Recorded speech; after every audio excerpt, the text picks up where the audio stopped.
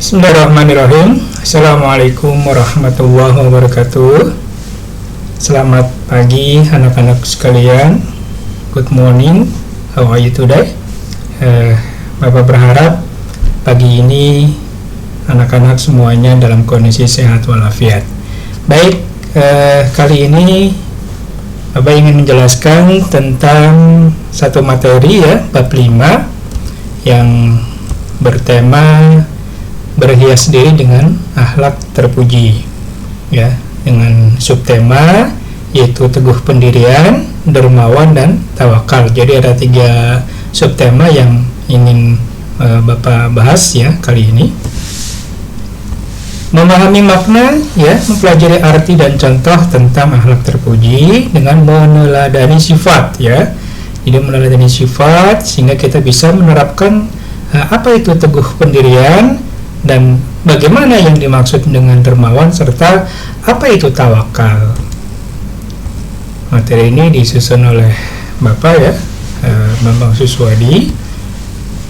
Dan ini kompetensi dasarnya, yaitu bahwa kita harus bisa menerima kebenaran dengan bersikap teguh pendirian, dermawan, dan tawakal, sehingga kita bisa menunjukkan sikap ya, sikap dari sebuah pembelajaran yang dicontohkan dari kisah Nabi Ibrahim alaihissalam ya, sehingga kita mampu memahami makna sikap-sikap tersebut. Selanjutnya kita bisa menyajikan sebuah contoh ya dalam satu kehidupan kita sebagai sikap dalam kehidupan sehari-hari.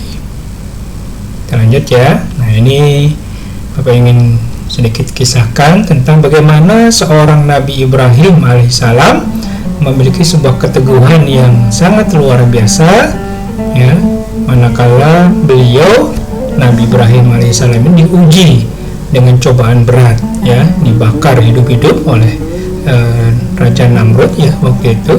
Kemudian beliau juga pernah diperintahkan Allah untuk menyembelih putranya yang sudah sangat ditunggu-tunggu kehadirannya, yaitu Nabi Ismail, dan meninggalkan keluarga ada padang yang tandus, tapi beliau tetap teguh ya dalam keimanan. Itulah satu contoh yang nanti akan kita bahas dan kita akan jadikan sebagai hikmah untuk kita semuanya dan menjadi teladan ya bagi umat Islam dalam menghadapi ujian hidup. Nah, ini Nabi Ibrahim alaihissalam memiliki sebuah keyakinan yang sangat kuat kepada Allah Subhanahu wa taala, dan ini menjadi inspirasi kita semuanya sebagai generasi yang saat sekarang ya, untuk betul-betul meyakini apa yang telah menjadi teladan yang dicontohkan oleh Nabi Ibrahim alaihissalam. Beliau berani mempertahankan ya sebuah kebenaran walaupun resikonya diberikan dihukum oleh penguasa saat itu, yaitu Raja Namrud, dibakar hidup-hidup ya, walaupun pada akhirnya Allah menyelamatkan Nabi Ibrahim dengan memerintahkan, hai api, jadilah kamu menjadi dingin, sehingga walaupun berkobar seperti itu tapi tidak bisa menyentuh Nabi Ibrahim, dan alhamdulillah beliau selamat. Lanjut.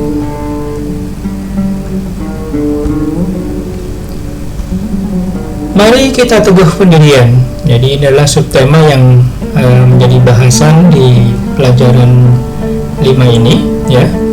Jadi teguh pendirian berarti tetap pada prinsip yang benar, walaupun memang sangat sulit ya berpegang pada ajaran Allah Subhanahu wa taala. Itu tidak apa namanya ya, kita tidak boleh mudah menyerah gitu. Sebuah prinsip yang menjadi kebenaran itu harus tetap kita teguh, harus tetap kita pegang dengan teguh ya, karena itu ajaran Allah yang sejatinya itu yang benar. Makanya ini sebuah sangat luar biasa lah kalau kita bisa memegang sebuah prinsip tersebut, sebagaimana Nabi Allah tadi diterangkan di awal ya, Nabi Ibrahim memegang prinsip kebenaran hanya menyembah Allah, sehingga dia berani menghancurkan ya berhala-berhala sesembahan kaumnya yang dibuat oleh ayahnya sendiri ya. Ayahnya membuat patung-patung tersebut hanya dihancurkan oleh Nabi Ibrahim. Teguh pendiri itu artinya tidak mudah goyah ya, tidak mudah goyah terutama dalam hal kebaikan, dan dia konsisten ya antara ucapan dan perbuatan itu selalu sinkron. Jadi karena dia merasa bahwa ini adalah kebenaran, maka dia ucapkan dan dia lakukan itu betul-betul menjiwai, sehingga konsistensinya ada. Teguh pendirian juga artinya dia berani membela apa? Membela yang benar. Karena merasa benar, maka ya dibela. Dan terakhir, kita harus sabar dalam menghadapi berbagai macam cobaan. Maka tetaplah kamu, kata Allah, pada jalan yang benar sebagaimana diperintahkan kepadamu. Teguh pendirian itu artinya kita mempertahankan sesuatu yang benar ya, tidak mudah goyah, konsisten dan berani membela, serta sabar dalam mempertahankan satu prinsip kebenaran yang datangnya dari Allah. Kemudian ini yang kedua ya, mari bersifat dermawan. Dermawan berarti suka memberi dan membantu orang lain tanpa pamrih. Ingat ya, tanpa pamrih. Jadi artinya kita memberikan sesuatu pada orang lain, kepada teman dan sebagainya, itu atas dasar bahwa semata-mata yang kita miliki itu hanya titipan ya, bukan punya kita hakikatnya, tapi itu adalah titipan yang ada di situ hak orang lain. Makanya kita dibiasakan untuk memberi. Nah, itulah yang disebut dermawan. Dermawan adalah memberi dan membantu orang lain tanpa pamrih. Hakikatnya seperti itu.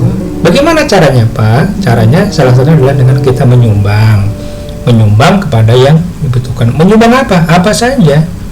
Ya, contoh kita punya baju banyak, teman kita nggak ada, ya nggak salah lah kalau kita memberikan baju yang masih bagus ya buat teman kita atau buat korban bencana. Barangkali di satu daerah kita punya stok baju, disumbangkan, silakan. Nah, itu salah satu sifat dermawan. Atau kita punya uang lebih, kemudian ada orang minta, boleh nggak kita kasih?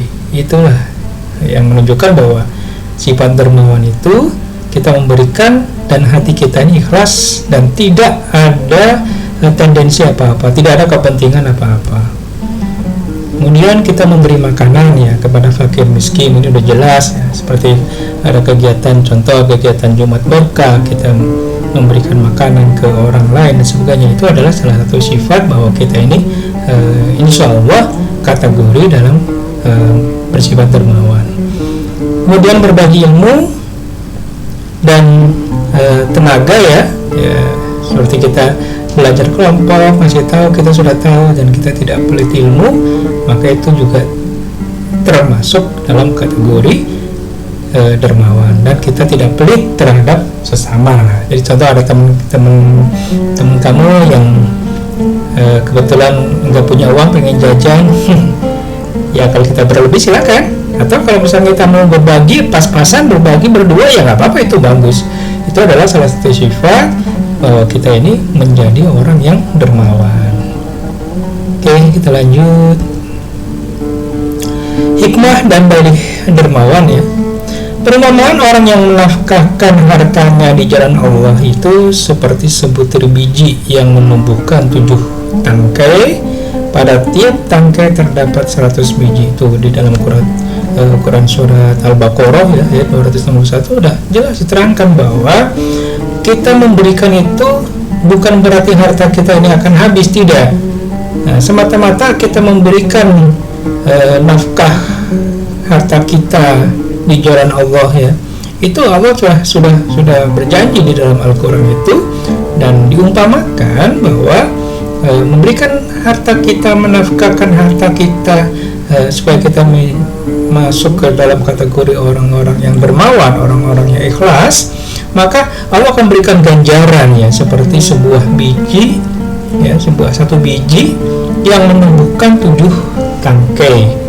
Pada 7 tangkai itu terdapat 100 biji. Coba kalau kita hitung secara matematika, dari 1 poin yang diberikan sebagai sedekah ya, kita menafkahkan harta kita itu, Allah tumbuhkan 7 tangkai, masing-masing tangkai 100 biji. Jadi kalau 100 kali 7 berarti 700 ya, 700 itu janji Allah, pahala yang diberikan Allah kepada orang yang memang meniatkan ya, berbagi supaya kita menjadi orang-orang yang dermawan, menafkahkan harta kita di jalan Allah. Oke, kita lanjut. Nah, inilah manfaatnya, rezeki kita akan berkah karena mendatangkan rezeki yang sangat berkah. Ya, dengan berbagi itu bukan berarti harta kita habis atau berkurang, tidak. Justru dengan berbagi itu kita menjadi dermawan. Allah bukakan pintu-pintu rezeki yang lain yang tidak kita duga, yang tidak kita sangka, Allah berikan, dan insya Allah keberkahan itu akan datang dengan sendirinya. Dan berbagi itu, menafkahkan harta itu adalah salah satu penghapus dosa. Khudh min amwalihim shadaqatan tutahhirihim wa tuzakkihim. Ya, ambillah sebagian harta kita sedekah, tutahhirihim ya, untuk membersihkan, wa tuzakkihim, dan mensucikan itu. Ya, jadi menghapus dosa itu ya salah satunya adalah dengan kita niatkan berbagi, menafkahkan harta kita di jalan Allah, sehingga dosa-dosa kita juga insya Allah akan terhapus. Dan berbagi itu akan menumbuhkan kasih sayang dan persaudaraan terhadap sesama, itu udah pasti. Jadi kita kalau sering berbagi, maka kita akan dikenal oleh banyak orang, akan disayang banyak orang, sehingga menumbuhkan keberkahan, itu udah pasti. Dosa juga kita dihapus oleh Allah, dan sesama teman, sesama sahabat, sesama keluarga, dan yang lain pun akan timbul dengan sininya rasa kasih dan sayang. Kita akan mendekatkan diri kepada Allah Subhanahu wa Ta'ala, karena yakin bahwa rezeki ini yang memberikan Allah. Kalau kita berikan kepada Allah, Allah akan memberikan lebih dari yang kita nafkahkan. Gambarnya seperti itu. Oke, kita next ya. Ayo, selanjutnya adalah tawakal kepada Allah Subhanahu wa Ta'ala. Jadi apa itu tawakal? Tawakal itu adalah berserah diri sepenuhnya kepada Allah. Jadi artinya setelah kita sudah berusaha secara maksimal, sudah bekerja secara maksimal, sudah belajar, kalau anak-anak sekalian kan sudah belajar ya, sudah belajar pelajaran yang di kelas, kemudian pelajari lagi di rumah bersama ayah bunda kalian. Nah, selanjutnya jangan lupa ya, bahwa kita ini ditekankan untuk ayo tawakal kepada Allah. Apa artinya? Tawakal itu berserah diri, ya Allah, saya sudah berusaha dengan baik, saya sudah berusaha dengan maksimal, saya sudah berusaha dengan sekuat tenaga ya. Mudah-mudahan Allah ridho, mudah-mudahan Allah memberikan hasil yang terbaik. Ya, kalau kalian mau ujian, ya mudah-mudahan Allah berikan nilai yang bagus, yang maksimal, dan tidak ada remedial atau di atas KKTP ya, seperti itu. Jadi tawakal itu bukan pasrah tanpa usaha, tapi yang dimaksud tawakal itu adalah usaha dengan maksimal dan hasilnya serahkan ya, serahkan hasilnya itu kepada Allah Subhanahu wa Ta'ala. Contoh, kalau kalian sudah belajar maksimal, maka bismillah, niatkan besok mau ujian, mau ulangan dan sebagainya, insya Allah ya, kalau sudah belajar mah yakin nilainya akan bagus ya. Jadi kita akan mendapatkan satu ketenangan akan untuk menghadapi ujian contohnya. Kemudian juga kita tidak sombong karena kita sudah berusaha dan ikhtiar ya kan. Hasilnya kita kembalikan kepada Allah, sehingga ketika sudah dibukakan pintu berhasil, maka ya kita tidak merasa sombong gitu. yakin ya semua sudah diatur oleh Allah. Nah, dan yang terakhir ini adalah selalu berdoa dan berusaha. Jadi artinya bertawakal itu tetap kita usaha dan diiringi dengan doa. Oke, lanjut ya. Hikmah tawakal.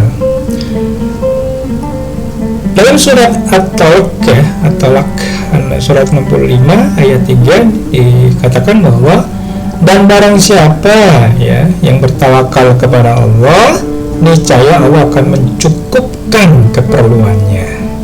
Jadi artinya setelah kita berusaha kemudian bekerja dan sebagainya, ayo tawakal supaya apa? Supaya Allah cukupkan ya, supaya Allah cukupkan keperluan kita. Hati kita menjadi tenang dan damai, timbul rasa syukur ya, dan terhindar dari rasa putus asa.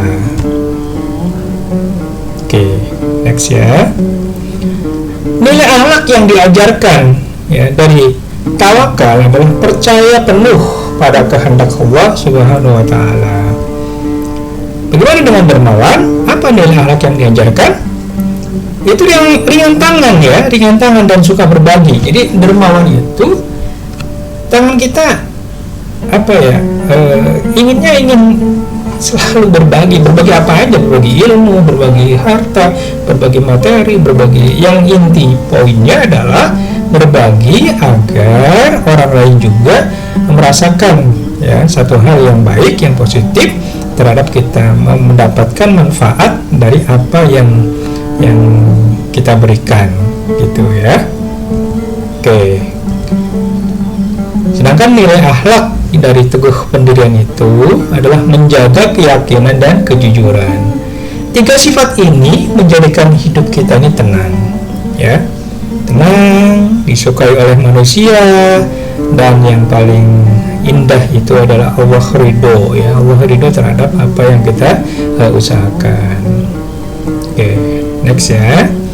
Wih, ini adalah Bapak ya. Oke, sebelum ditutup kita nonton kisah Nabi Ibrahim alaihissalam dulu yuk, karena ada pembelajaran yang cukup bagus ya, buat kita telaah bersama, dan situ ada hikmah untuk kita jadikan sebuah momentum untuk memperbaiki diri kita. Tapi janji ya, janji duduknya yang manis dan kita simak ya. Oke, kisah Nabi Ibrahim ya, yaitu bapaknya para nabi. Oke, bentar ya.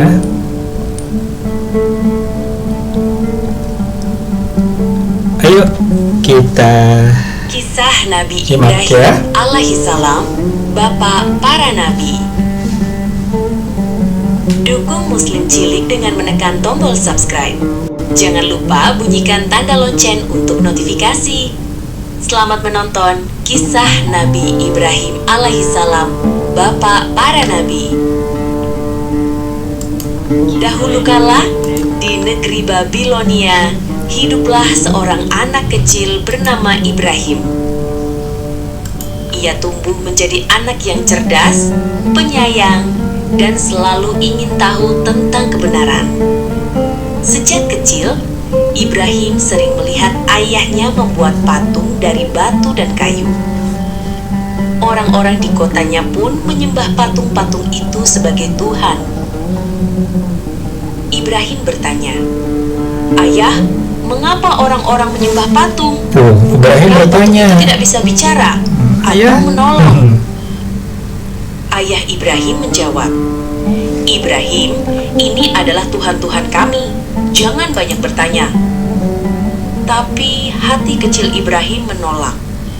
Ia yakin bahwa Tuhan pasti bukanlah patung yang dibuat manusia.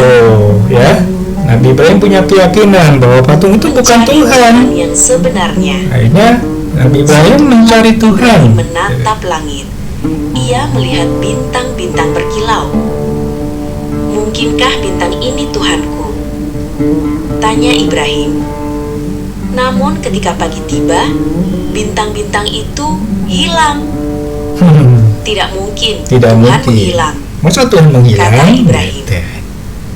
Kemudian ia melihat bulan yang indah dan bersinar terang. Ibrahim berkata, "Mungkin bulan ini Tuhanku." Tetapi saat matahari terbit, bulan pun tenggelam. Bulan pun hilang. Tuhan pasti yang menciptakan semuanya ini.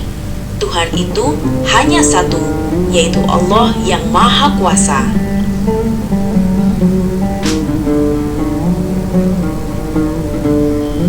Ibrahim menegur kaumnya. Oh, Ketika Ibrahim sudah dewasa, ketika Ibrahim sudah ia dewasa, melihat banyak orang semakin jauh dari Allah. Mereka menyembah betul. patung-patung Mereka besar. menyembah patung besar. Wahai kaumku, mengapa kalian menyembah patung yang tidak bisa mendengar atau menolong kalian? Jangan ganggu kami, Ibrahim. Ini kepercayaan nenek moyang kami. Suatu hari, ketika semua orang pergi, Ibrahim menghancurkan semua patung kecuali satu yang paling besar.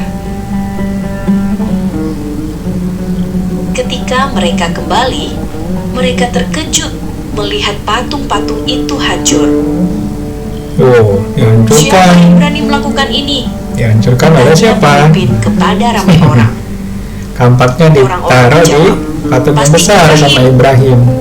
Mereka pun memanggil Ibrahim dan menanyainya, "Mengapa kalian tidak bertanya pada patung besar itu? Bukankah dia Tuhan kalian?" Jawab Ibrahim tenang. Orang-orang menjawab, "Tentu saja tidak bisa bicara." "Kalau begitu, mengapa kalian menyembahnya?" tanya Ibrahim. Mereka terdiam, tetapi tetap tidak mau mengakui kebenaran. Mereka marah dan ingin menghukum Ibrahim. Raja Namrud yang sombong memerintahkan rakyatnya membuat api yang sangat besar. Lempar Ibrahim ke dalam api. Lihat apakah Tuhannya bisa menyelamatkannya. Api Oh. menyala besar sekali. Jadi Hingga Nabi panasnya Ibrahim terasa dari jauh. mau dilempar ke Dengan api anak ya, melontar, diperintahkan Ibrahim oleh dilempar Raja di Namrud. tengah-tengah api. Hmm. Namun Allah berfirman, "Wahai api, jadilah dingin dan keselamatan bagi Ibrahim." Subhanallah, api yang menyala itu menjadi sejuk. Ibrahim pun keluar dari api tanpa luka sedikit pun. Tuh, ya. Lihat, api tidak bisa membakar Ibrahim. Allah telah menyelamatkan hambanya yang sabar dan beriman. Ujian cinta dan ketaatan. Tahun berlalu. Nabi Ibrahim menikah dengan Siti Hajar dan memiliki anak bernama Ismail. Allah menguji Nabi Ibrahim untuk meninggalkan Hajar dan Ismail di padang tandus Mekah. Ya Allah, jagalah keluargaku dan berilah mereka rizki dari sisimu. Atas izin Allah, air Zam-Zam keluar dari bawah kaki kecil Ismail. Dari tempat itu, tumbuhlah kota Mekah yang ramai. Beberapa tahun kemudian, Allah menguji Nabi Ibrahim lagi. Dalam mimpi, ia diperintahkan untuk menyembelih anaknya Ismail. "Wahai anakku, aku bermimpi bahwa aku harus menyembelihmu. Apa pendapatmu, nak?" tanya Ibrahim. "Wahai ayah, laksanakanlah perintah Allah. Aku akan bersabar, insya Allah." Ketika Ibrahim hendak melaksanakan perintah Allah, tiba-tiba Allah menggantinya dengan seekor domba. Mereka pun sujud penuh syukur. Segala puji bagi Allah yang Maha Pengasih. Nah, ini adalah bentuk ketaatan ya, ketaatan kepada Allah. Dari Kalau kisah kita Nabi taat, Ibrahim alaihissalam, Allah akan kita belajar memberikan bahwa pertolongan. Tuhan hanya satu, yaitu Allah yang Maha Esa. Kita harus taat kepada Allah meskipun dalam ujian yang berat. Kesabaran dan keikhlasan akan mendatangkan pertolongan Allah. Jadilah anak yang berani mencari kebenaran dan tidak mudah ikut-ikutan. Allah selalu menolong orang yang beriman dan sabar. Semoga kita tumbuh menjadi anak yang beriman, jujur, sabar, dan berani membela kebenaran seperti Nabi Ibrahim alaihissalam. Tulis amin ya adik-adik. Amin. Terima kasih sudah menonton. Salam sayang Muslim Cilik. Oke, selesai. Ya, oke. Alhamdulillah ya, penutup nih ya. Jadi dari kisah Nabi Ibrahim itu kita mendapatkan satu hikmah, satu pembelajaran yang mengharuskan kita ini untuk selalu teguh dalam berprinsip, teguh pendirian, menjaga kita di jalan kebenaran dan menumbuhkan dermawan ya, menumbuhkan cinta kasih sesama.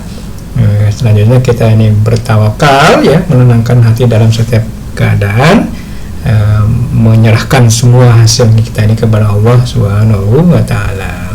Nah, jadi barang siapa yang bertawakal kepada Allah, maka Allah akan menolongnya. Tuh ya. Jadi kira-kira seperti itu. Mudah-mudahan anak-anakku sekalian bisa memahami dan meneladani serta mampu menjadi orang yang punya prinsip, orang yang atas dasar kebenaran dia tetap teguh berpegang, kemudian menjadi orang yang dermawan ya, berbagi terhadap sesama dan selalu menyerahkan apapun hasil ya, dengan kita bertawakal kepada Allah Subhanahu wa taala. Demikian, mudah-mudahan bermanfaat dan selanjutnya silakan dipelajari kembali materinya di bab 5 ini supaya bisa lebih memahami apa yang disampaikan. Bapak tutup. Assalamualaikum warahmatullahi wabarakatuh.